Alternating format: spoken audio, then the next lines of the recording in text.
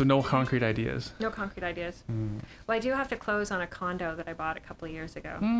So maybe I might just have to just buy it outright. Is that on the waterfront east side?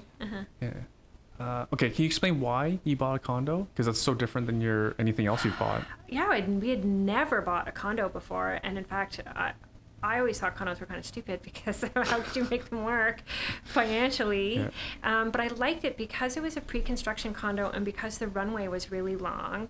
That to me is a good way to take advantage of just like time elapsing in a real estate market that typically goes up over time. So that you have, so if you wanted to sell, even when it was done, you could probably turn a profit if you wanted to. It's a bit risky, and if I had to sell last December, this condo, it would not have been good. But the timing worked out well. Like, it's appreciated quite a bit since I bought it, since we bought it.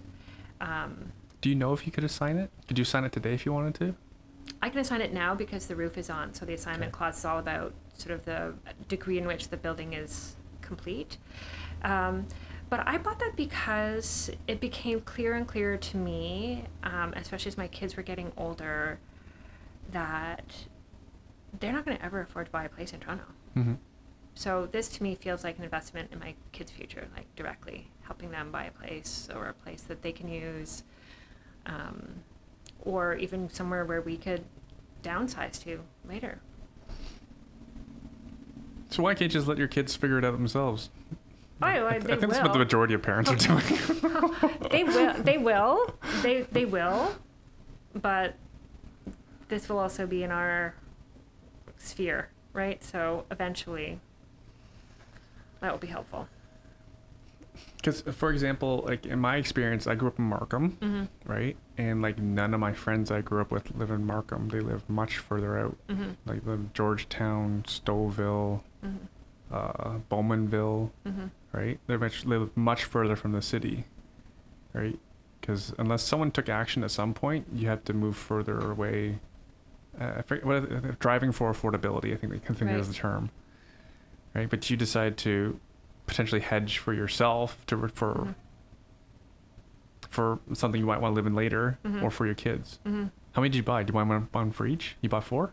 Well, we already have a duplex. We already have a duplex in downtown Toronto. And now we have a condo. So that's 4 bedrooms. That's 4 kids. They can each have a room. Oh, it's 2-bedroom condo. Oh, it's a 2-bedroom condo. Just one? You just bought one 2-bedroom condo? One. I thought you bought 2 for some reason. No. I wish I had. So I've only ever regretted not buying things in real estate. I've never regretted buying something. I've only ever regretted not buying something. Yeah. Hopefully you don't regret having to divest stuff.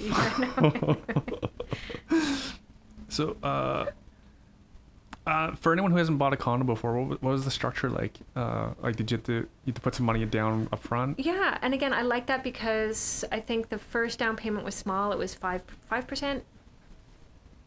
5% upon signing, and then it was a total of 15% over, within 120 days. Is it? Are they on time? No. Of course not. Of course not. What?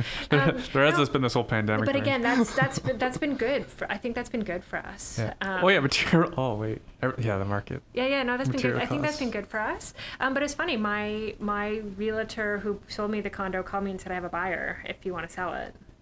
For how much more? So we bought it for $627. He said for $800. What are you thinking? No, I don't want to sell anymore. What are you gonna do with it? We're gonna rent it. Rents are gonna be back to normal, rent high. A 2-bedroom brand new condo, I think will be fine. Do you know when you close? December. Oh, okay. We should be well on to our way to whatever normal is. I hope so. Oh, any normal would be good. Yeah.